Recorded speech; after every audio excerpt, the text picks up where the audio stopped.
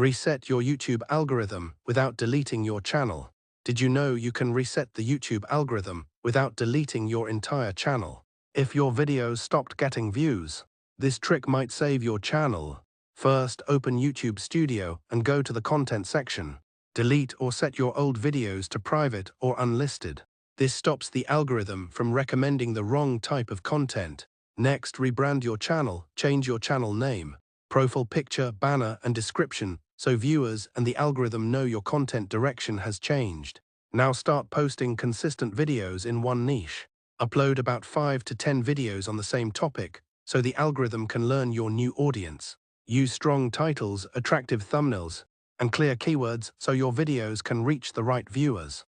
Stay consistent for 30 days, and the YouTube algorithm will start pushing your content again. Outro.